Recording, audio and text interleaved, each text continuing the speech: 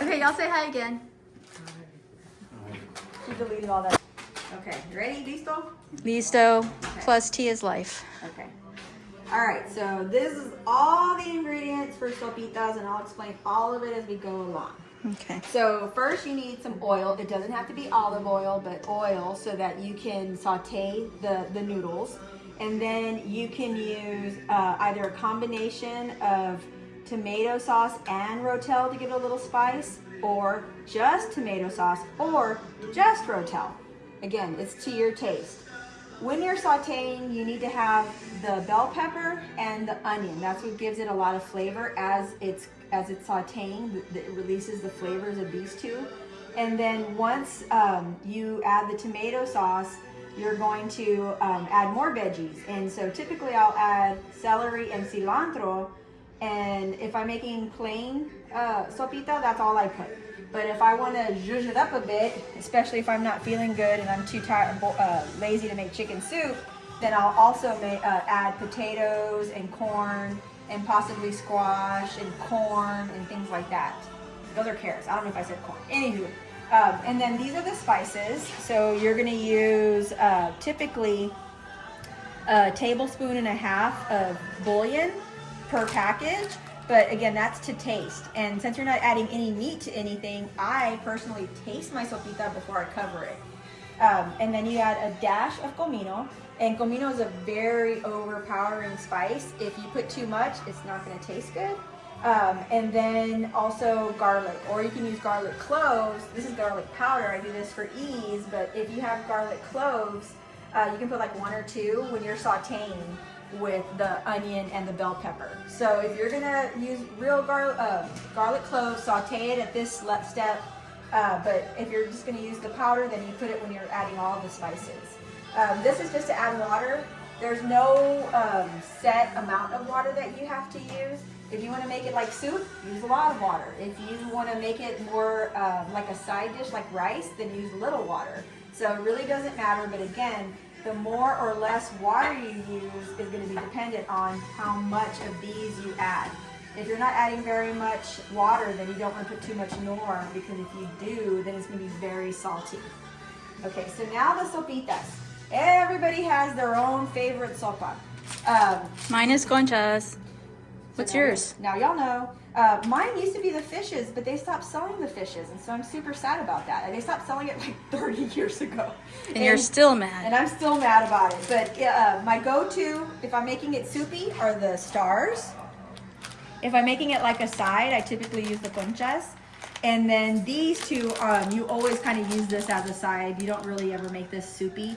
But you have the fideo, which is the thicker noodle. And then you have the fideo cambre, which is angel hair, and it's super thin.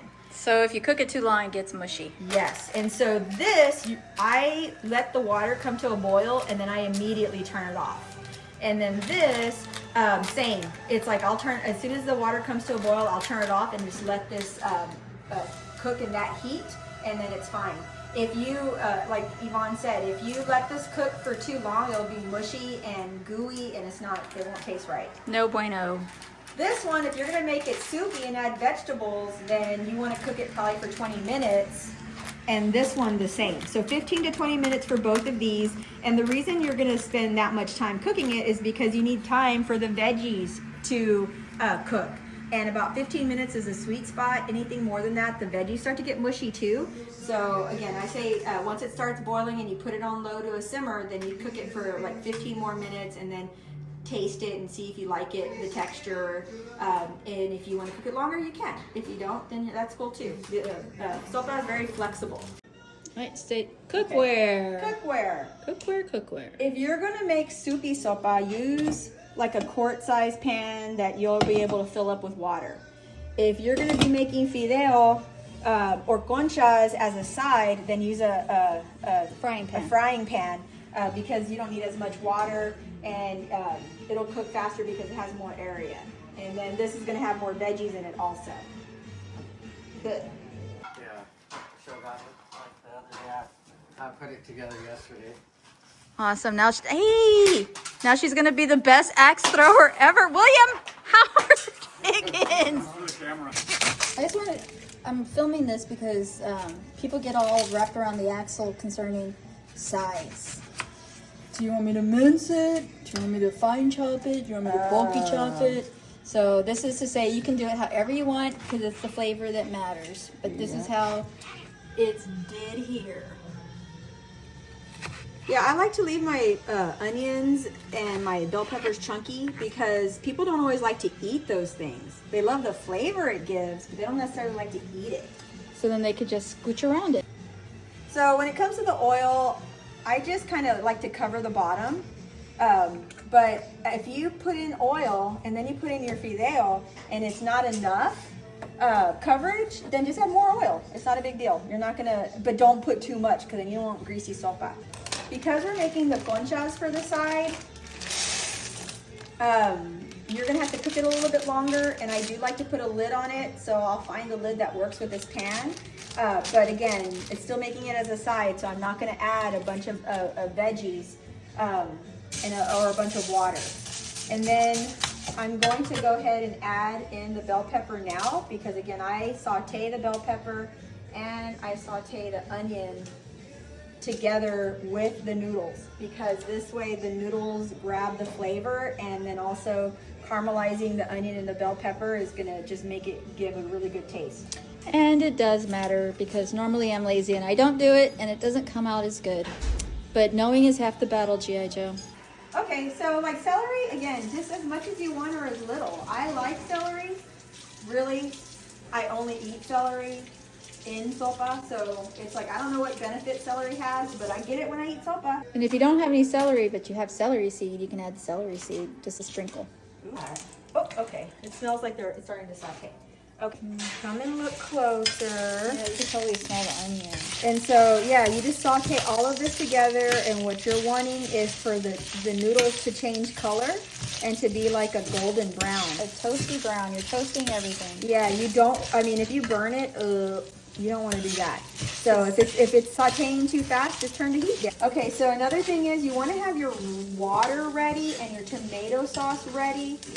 And your tomato sauce is going to go in before your water, but you want to have it ready because once this sautés, it wants to burn like really fast. So you've got to get the tomato sauce in and then the water in almost immediately. Okay, Yvonne's going to continue sauteing, and I'm going to, I made my combo tomato sauce plus rotel here because this is Yvonne's favorite way of making it. So again, it's going to add a little bit of spice. If you don't like spice, don't use the rotel, just use the tomato sauce. Mom, tell us a story. The story of una gran amor. Notice the noodles, the conchas are getting nice and golden brown. And again, because of the constant stirring, they're all evenly brown. There's not some that aren't and some that are. So again, constant stirring. So right now, this is about when it's going to turn, and you might burn it. So this is where you want to add the tomato. And so this is a combination of rotel and tomato sauce. And you want to stir it in real good before you add the water. I kind of like the tomato to, I don't know, caramelize a little, I guess. But I don't add any water until all the tomato is evenly spread amongst all of the concha.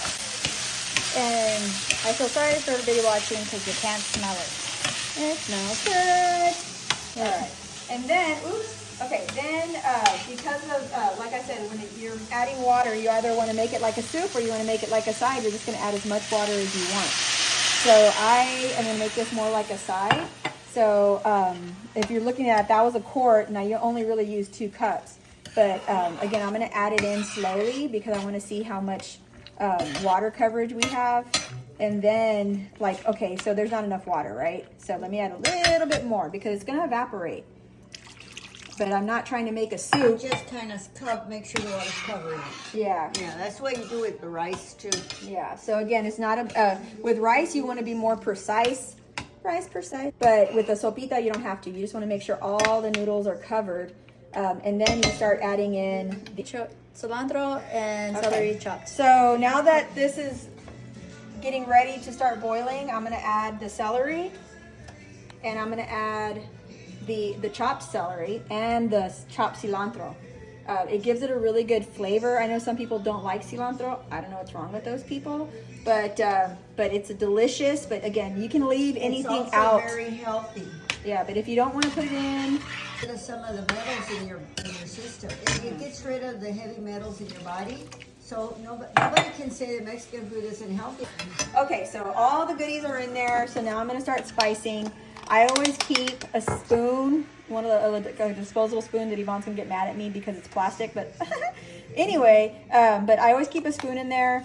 And I usually start out and make sure you spread it evenly because you don't want it to clump. If it clumps, you're going to end up, when you eat it, especially with conchas, one of the shells is going to get filled with nor, and then it's going to be the saltiest piece of sopa you've ever eaten. Yeah, so you want to make sure you spread it around, and then you stir it around really good. So because I ended up using the whole quart of water, I put in 2 tablespoons of the nor, and then stir it around. And then after you stir it around pretty good, then add the rest of the stuff. And that is also why conchas are my favorite, because the soup gets inside the shell, and then it's just like... It's like a million little bowls inside of your bowl. And I just sprinkle in garlic. This is where the ancestors tell me to stop. I don't ever measure. And then with the comino, literally just a dash. If you put too much, it's going to taste terrible. So this is just for the fronteristas. So they have a little bit of their flavoring. So you saw that it was just a dash. But either way, if you like comino, then use it. Yeah, it just basically is where your family came from and what you're used to. But we're from the interior, Rod's from the frontera, and so Rod likes comino, and so I always add it. Grandma Garza and Grandpa Garza are from Monterrey. So, Did Grandma use comino? yeah. Monterrey is really close to the frontera. It's still considered northern Mexico. And then your dad was in the From central. Aguas. Yeah, Aguas. Aguas calientes, y'all. Okay, so this is where I taste it. Don't worry, you're not sharing cooties because this is all gonna boil. But I do taste it at this point just to see if I want to add anything else. Again, there's no meat in here, so it's totally fine to taste it. That's gonna be good. Okay, pause. Again, because this is not fideo, this is conchas, I am gonna put the lid on it and then I'm gonna simmer it for 15 minutes. And I do have a rule, once the lid goes on, the lid does not come off until the timer goes off. No matter what Yvonne says. No matter what. I know you want to look at it. If you want to look at it, get a clear lid. If you have patience and discipline, you'll be fine with a not clear lid. The 15 minutes are almost up, so I've removed the lid, and look at how nice and soft the conchas are. And of course, because it's only been 15 minutes, the veggies are going to be nice and crisp. So it's done. I took the lid off. I only had 50 more seconds, so I'm going to go ahead and clear it, and I'm going to turn the heat off. And remember, I saw it was simmering at low. So you start sauteing it on medium high, and then for 15 minutes you simmer it on low. So somewhere between 4 and 2 is where I simmer it. And when I'm sauteing it, I usually saute it between 8 and 6. I do have an electric stove, so I know the fire stoves are a little bit different, but again, it's nice and soft. Okay, and to garnish fideo and sopa, this is typically what we use to garnish: cilantro, limes, lemons, jalapenos, green salsa. Herdez is our favorite. So there's that. All right, this is the finished product. See, it's not too soupy. And Will wants me to stop filming so that he can eat. So sad. Okay, I'm gonna show you how I fix mine in a minute. We'll put them together. I put them separate. So I like to put lime or lemon in everything. So got my lime, put some cilantro, and then afterwards I'll try it, and if I need salt, I'll get salt. I like mine separate too because of the lemon I use. All right. And you? Yeah, that's why I did it. Yeah, this is me. All goes in the same place. Delicious.